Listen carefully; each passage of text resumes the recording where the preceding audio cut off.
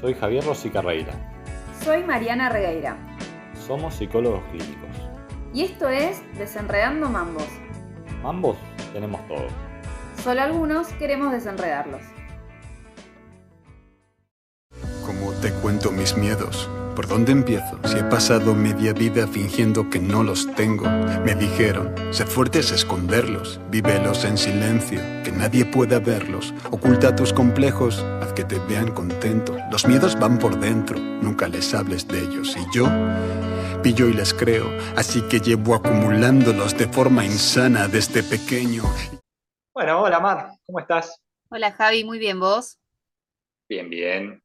Bueno, acá trayendo un tema que he escuchado hablar mucho y que pasa mucho en sesión, que es la terapia en sí, que nunca hablamos justamente, ¿no? Es verdad, nos dedicamos a esto y nunca hablamos sobre la terapia. Nunca hablamos de cómo llega uno al espacio terapéutico, de cuáles son las ideas que tiene uno cuando llega, cómo espera que sea, cuándo tiene que ir. Mira, justamente me pasó ayer con un paciente que me comentaba que él empezó terapia hace 2 años, pero que él siempre creía que la terapia era para casos graves, me decía, como, bueno, si presenciaste un asesinato, como situaciones traumáticas muy fuertes. Y bueno, eso también como que un poco venía con esta idea y dije, bueno, podemos charlar de esto, ¿no? Porque evidentemente hay muchas ideas muy distintas sobre qué implica empezar un proceso, cuándo empezarlo, de qué se trata. Entonces, creo que podemos aclarar un poquito o hablar un poquito de esto. ¿Qué te parece? Dale, buenísimo. Me parece muy importante porque es esto, ¿no? Uno cree a veces que tiene que estar muy mal para ir a terapia. De hecho, me ha pasado con pacientes que no le cuentan a su familia que asisten a terapia por esta creencia de que si voy a terapia estoy muy mal. Y en realidad sabemos que es todo lo contrario. Sí, obvio, a veces estamos mal, pero no siempre estamos en ese punto de quiebre donde necesito ir a terapia sí o sí por un grave malestar. Bueno, yo un poco lo que le decía es eso, como que en realidad no es que hay algo, hay un indicador o una situación que es, bueno, tengo que ir a terapia, sino que tiene que ver más bien con esto, ¿no? Bueno, ¿cuándo sentís que lo necesitas? Porque puedes sentir por algo grave, lo puedes sentir por algo chiquito o por algo que arrastrás hace mucho tiempo, ¿no? También hay algo de que se nos repiten ciertos patrones, que siempre nos chocamos con lo mismo y que no encontramos la vuelta.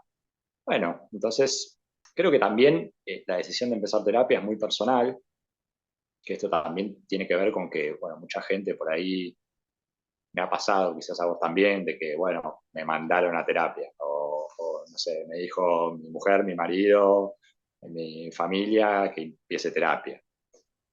Pero como la terapia para mí es un proceso que implica mucho del paciente, ¿no? De lo que tiene que poner el paciente. Yo siempre, cuando empiezo con algún paciente, les explico esto. O sea, no es que nosotros vamos a tener la solución. Es muy importante el trabajo que haga el paciente, lo que ponga en ese espacio, lo que lleve a terapia. Si el paciente no habla, si el paciente se le dificulta y demás, nosotros no vamos a poder hacer nada. Entonces el trabajo es del paciente, por ende. Si vos venís porque te dijeron que empieces terapia, y bueno, no es como ir al oftalmólogo. Entonces me parece que es importante como primer punto ese, tener la disponibilidad y tener la voluntad de enfrentarse con cosas, de abrir la intimidad, de abrir los sentimientos, porque si no, si el paciente no pone, el terapeuta no puede hacer nada sin material. Sí, de hecho hay algo que hablamos siempre entre nosotros, colegas, amigos, que el saber lo tiene el paciente. Yo siempre le digo lo mismo a mis pacientes. Yo no voy a saber más de vos de lo que sabés vos mismo o vos misma, porque tu historia es tuya. Yo te puedo acompañar a desenredar esto que traes, pero en realidad no vamos a saber más nosotros que ellos. Sí, tal cual, tal cual. Ahí después, bueno, cada corriente terapéutica, cada profesional tendrá sus formas de trabajar. Yo siempre lo que digo es que yo no tengo respuestas, pero sí lo que tengo es preguntas para llegar a esas respuestas, ¿no? Hay algo de de la época de Sócrates, del método socrático, de la mayéutica. La mayéutica era el parir de las ideas y tenía que ver con esto, ¿no? Como a través de preguntas ir haciendo que el paciente llegue solo. No es que vos le vas a dar la respuesta, sino que le vas a dar las preguntas para que se vaya ordenando un poco todo lo que le pasa y que pueda llegar, en el mejor de los casos.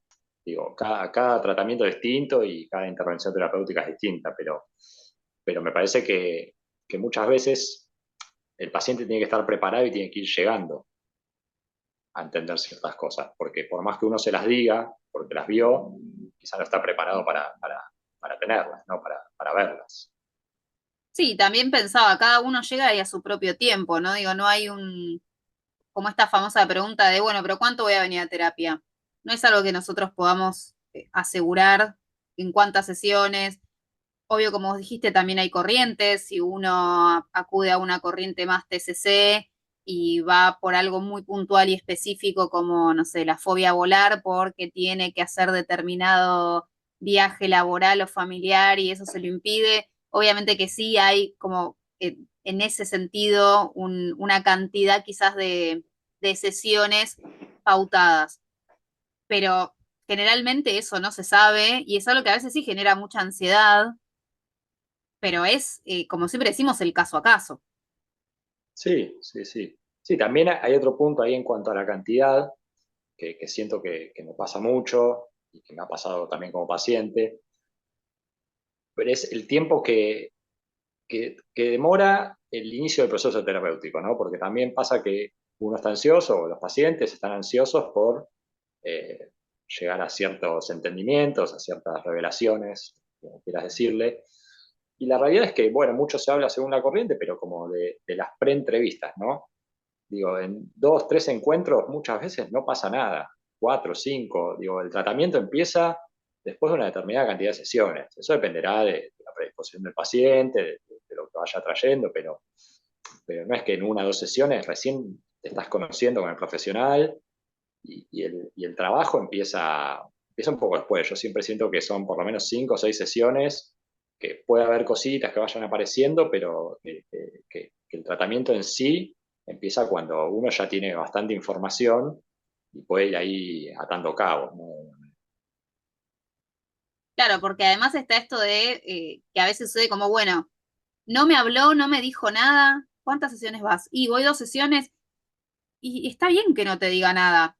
No que sea un silencio absoluto la sesión, obviamente también estamos hablando de corrientes que sí lo hacen, por eso también creo que es una terapia, depende del paciente que lo necesita y también es muy importante saber con qué corriente uno se siente cómodo o cómoda, pero esto de uno no puede decir mucho como profesional en las primeras sesiones, porque estás conociendo la historia de una persona desde cero en algunos casos, otros vienen con algo más actual, pero sería como muy poco ético dar una devolución en una primera sesión o en las primeras sesiones.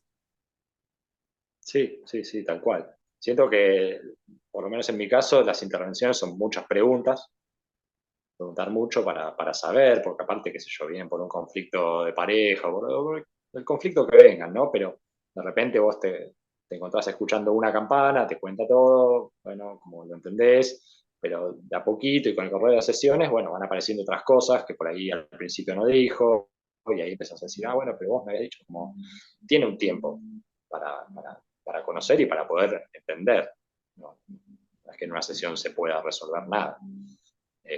Pero bueno, ahí también se juega, me parece, la ansiedad del paciente, también se puede jugar la ansiedad del terapeuta por hacer alguna intervención. Digo, ahí también el profesional tiene que saber manejarlo, la ansiedad propia y la ansiedad del paciente. Sí, porque Vos también es, cuando... Decime, decime. no, que también pensaba en esto de la espera, digamos, ¿no? Como la espera de una respuesta, que cuando uno se siente mal y va, pensémoslo como un médico X, ¿no? Me duele la garganta. Bueno, quiero que me dé algo para que el dolor de garganta se me vaya ahora. No quiero esperar un par de encuentros con ese médico.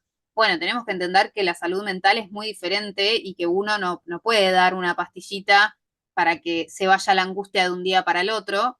Ya hablaremos en otro episodio de psicofármacos con un profesional, pero pero también es eso, digo, ni aunque uno tome una medicación, para eso va a funcionar de un día para el otro. Entonces, lo más importante es sanamos a través de la comunicación, de poner en palabras lo que nos pasa, y obviamente a veces es más difícil, a veces es más sencillo, el hecho de poner en palabras me refiero, pero todo lleva su tiempo.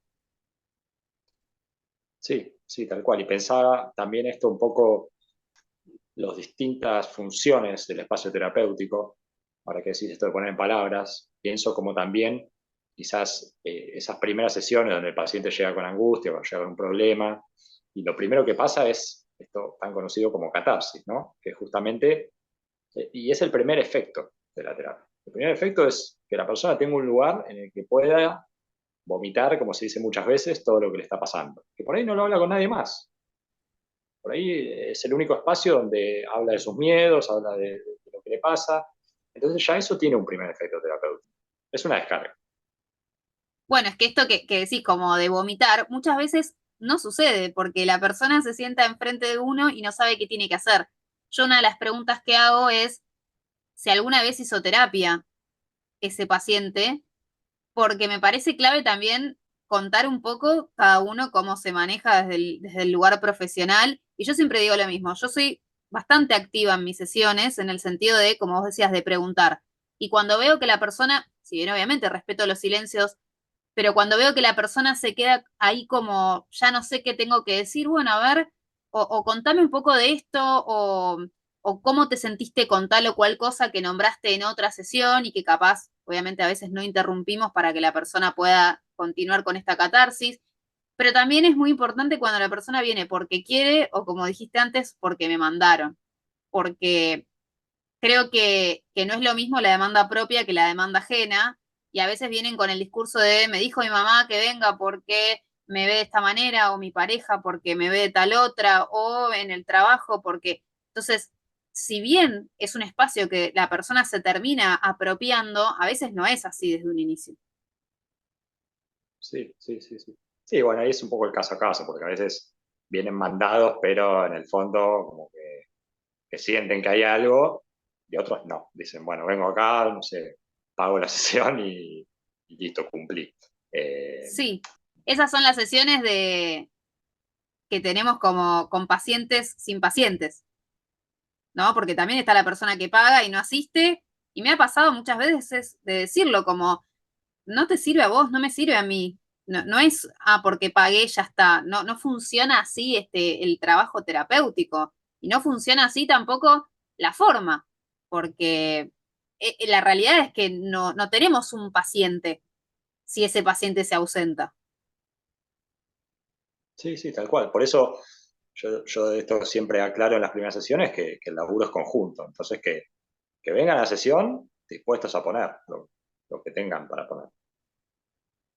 También me parece que es importante que se aclara por ahí en la primera sesión, es que se sientan cómodos, que se sientan, que se sepa que no van a ser juzgados, que pueden decir todo lo que piensen, porque también la idea del espacio es eso, es ese espacio íntimo donde uno habla de todo lo que no, digamos, lo que no se atreve a hablar quizá con otras personas. Entonces, es como, bueno, no sé, muchas veces se habla de algo de una resistencia, ¿no? Cuando el paciente no habla, como que no habla porque se está resistiendo a poner sobre la mesa determinadas cosas que siente o que le pasan.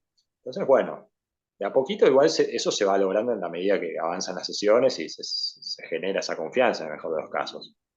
Pero siempre es importante que, me parece que sepan que tienen que llevar cosas y que pueden hablar de lo que quieran, de lo que sientan, que no van a ser juzgados y que estamos para tratar de ayudarlos.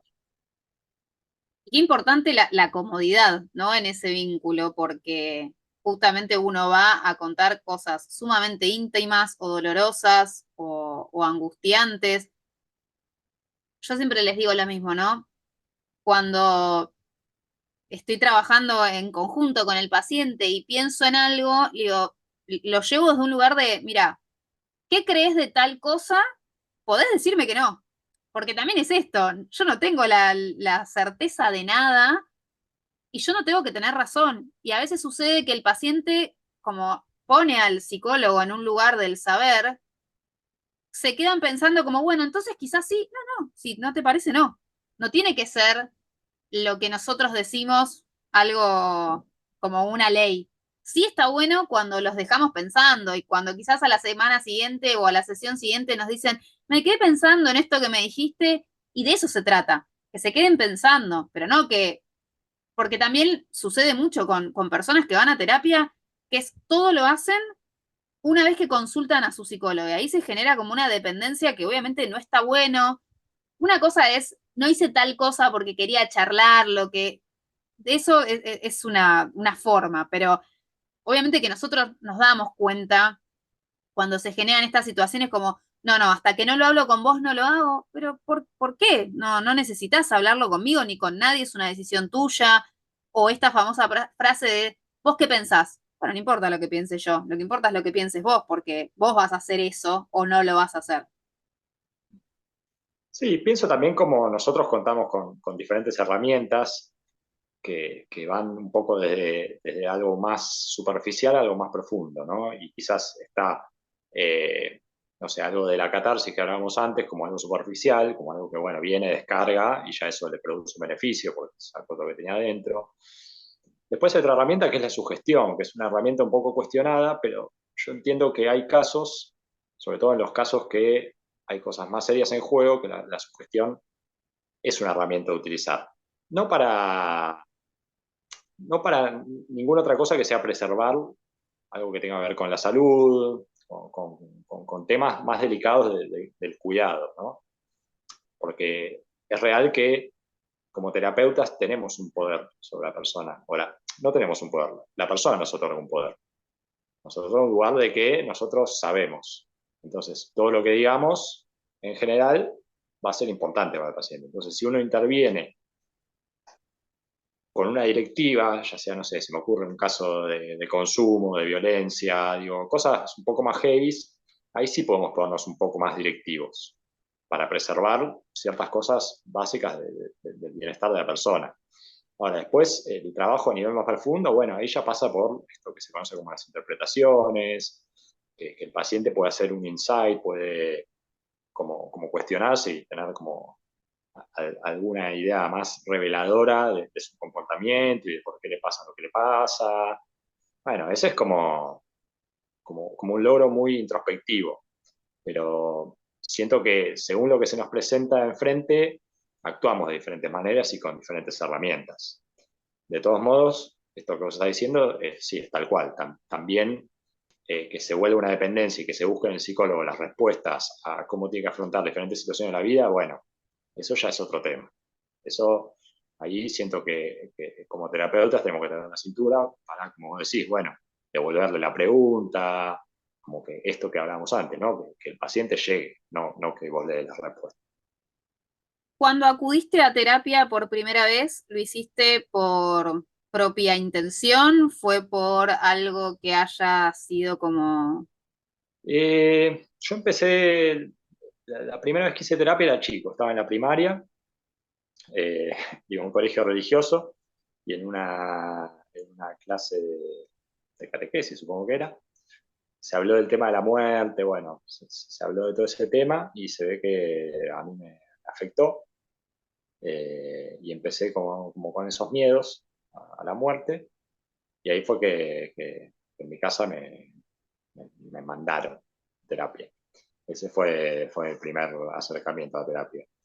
Después ya de más grande sí, digamos, por voluntad propia, por un poco esto, ¿no? Siento que quien hace un poco de ensayo, quien se mira un poco, también puede detectar en uno patrones o lugares donde siempre se enreda, ¿no? Y donde siempre queda y siempre se repiten las historias. Entonces, cuando pasa eso, me parece que está buenísimo tener un espacio donde desenredar toda esa maraña que se arma. Y siento que un poco fui llegando de esa manera. Eh, ¿Siempre te sentiste cómodo con tus profesionales? eh, en general sí, me ha pasado una vez que iba a empezar un proceso con otro terapeuta que trabajaba con una técnica que yo no conocía, que me parecía rara y que no era lo que yo quería. Pero bueno, eso es justo del consumidor también un poco.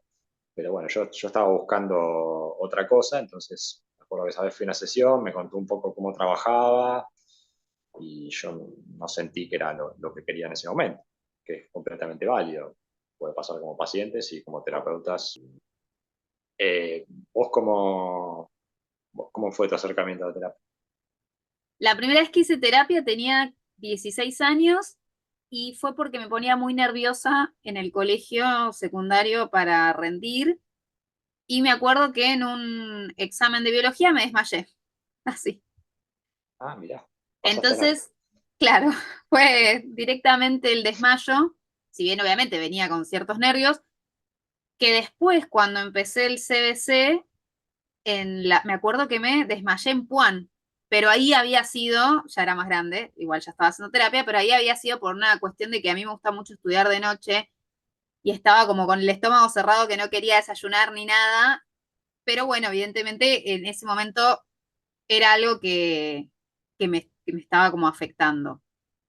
La primera vez que hice fue por este motivo y mi mamá me vino a buscar al colegio, obviamente, porque me había desmayado, entonces como que ahí los directivos le dijeron, ¿qué te parece? Sí, bueno.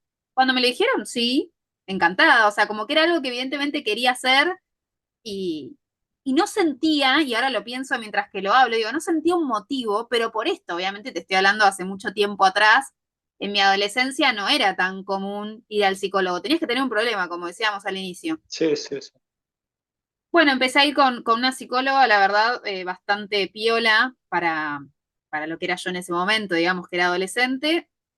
Después me pasó con otra psicóloga que fui por una recomendación y la verdad es que no me sentía para nada cómoda, me sentía sumamente juzgada, ya en ese momento tendría 19, 20.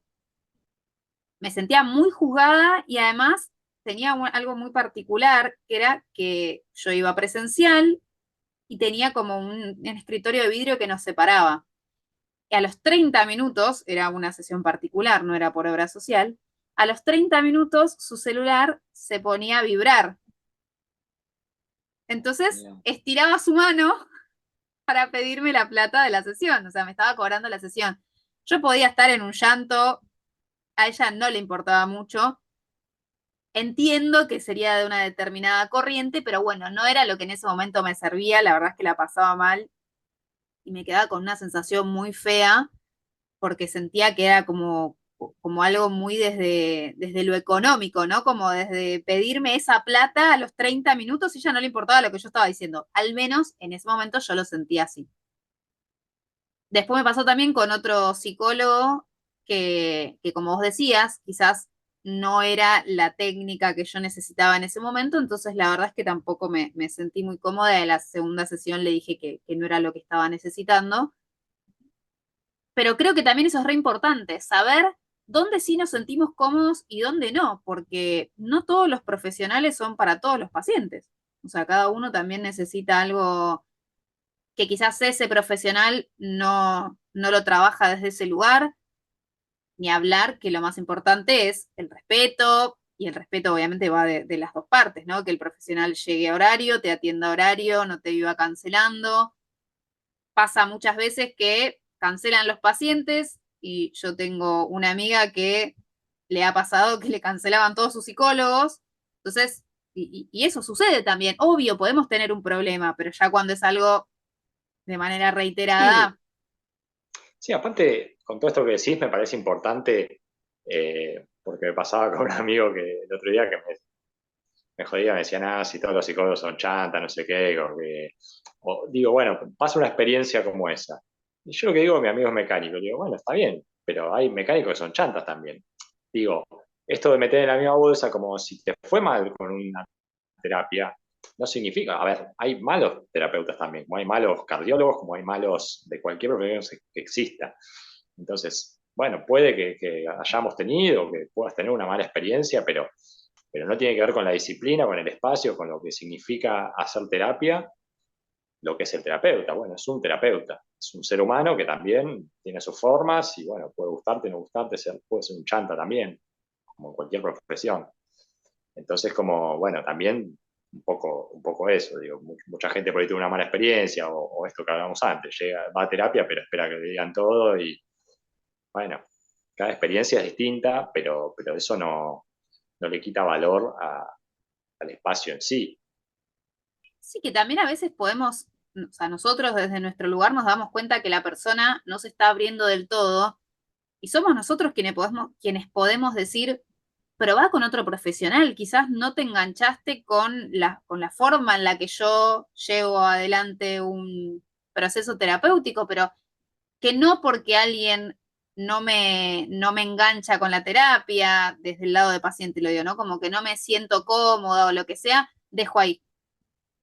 Bueno, y también eso me hace pensar, y me ha pasado con pacientes, que hay procesos que uno puede avanzar con ciertos terapeutas hasta cierto lugar. A mí me pasó, yo, un paciente que atendí como 3 años, y en un momento se había estancado, habíamos logrado muchos avances, pero llegó un momento que sentimos los dos que, bueno, hasta acá te pude ayudar yo, porque hay algo que también que es también un vínculo de alguna manera y se pudo trabajar ciertas cosas y después llegó un momento que se estancó y está perfecto o bien pausar el tratamiento por un tiempo o bien que pruebe otro profesional porque somos seres humanos y cada uno trabaja hasta cierto punto o con ciertas cosas y después, bueno, me parece que está bárbaro también la posibilidad de cambiar de terapeuta después de un determinado tiempo o hacer una pausa en el tratamiento. Digo, hay cosas que se estancan y es así, no se puede negar eso. Otros procesos no, pueden seguir por muchísimos años y muy bien. Qué sé yo, ahí también va un poco lo que hablamos antes, de las corrientes y de cómo se plantean los objetivos y de qué se trabaja, si se trabaja en la profundidad, si se trabaja en cosas más superficiales o como decías antes, vos algo más conductual. Bueno, cada persona es un mundo, cada terapeuta también es un mundo. En esto que estábamos hablando de cuándo uno puede como cambiar de terapeuta o cuándo uno como terapeuta le puede decir a su paciente, nosotros quizás lo vamos a ver desde el lado de las herramientas con las que contamos, pero como paciente pienso que también está bueno darse cuenta cuando, no sé, mi psicólogo, mi psicóloga, todo el tiempo es autorreferencial, pero una cosa es que nosotros a veces compartimos experiencias propias para trabajar algo que les sucede a ellos y otra cosa es que la psicóloga o el psicólogo termine contando su historia constantemente en una sesión que no es suya, ¿no? Sí, he escuchado eso. ¿Vos contás de tu vida? Porque viste que hay distintas posiciones. Hay algunos que, de hecho, la vieja escuela más lacaniana, si se quiere, como que ni siquiera cambian de ropa los terapeutas, como no quieren alterar nada ni dar ninguna información, porque se piensa que puede contaminar un poco el proceso. Hay otros terapeutas que sí hablan un poco más. Bueno, ahí está también el estilo de cada terapeuta. Te preguntaba, vos en tu caso, ¿cómo manejas eso? Sí, a veces comparto cosas, obviamente no cosas que no tienen nada que ver o cosas que no van al caso, pero sí me pasó que también, obviamente, desde la facultad, muchos profesores es como no, no se aceptan regalos. Me acuerdo de una profesora que decía que compartía con su marido la docencia y su marido más freudiano decía, no, no, los regalos no se aceptan, y ella más TCC, sí, ¿por qué no? Y ahí cada uno ahí tenía su mirada. Sí me ha pasado que un poco luchaba con eso en el inicio de ejercer la profesión, pero algo que fue muy clave que me pasó en su momento, que fue el fallecimiento de mi mamá, en un momento era como me voy a ausentar tantos días, igual fueron muy pocos, pero digo, como estaba obviamente yo en un momento bastante particular, a pacientes con los que me iba a ausentar, se los comunicaba, que también digo, es parte de la vida, ¿no? Digo, como os decía, somos seres humanos y estamos atravesados por duelos, crisis, ansiedades, miedos. Una cosa es compartir algo que te está pasando, que te está atravesando en ese momento y que yo lo comuniqué desde un lugar de, mira, me voy a sentar por esto y esto. Otra cosa es sentarme a hablar con el paciente de a mí cosas que me pasan con mi amiga, con mi familia, que no van al caso, digo, a eso voy, eso sí, creo que no tiene absolutamente nada que ver. Entonces, algunas cosas las comparto que siento que, sé, me ha pasado compartir con pacientes que están haciendo una carrera y bueno, a ver, cuando yo estudiaba, estos nervios los atravesé y contar como un poco desde ese lugar, pero no más que eso. En tu caso, ¿compartís tu historia o cosas personales con tus pacientes? Eh, muy pocas veces lo he hecho. Quizá por ahí alguna vez lo usé para alguna cosa puntual, pero no. No, la verdad que no lo hago, pero no por nada en particular, sino porque no lo siento así. No es que me restrinjo de contar, pero no suelo usarlo.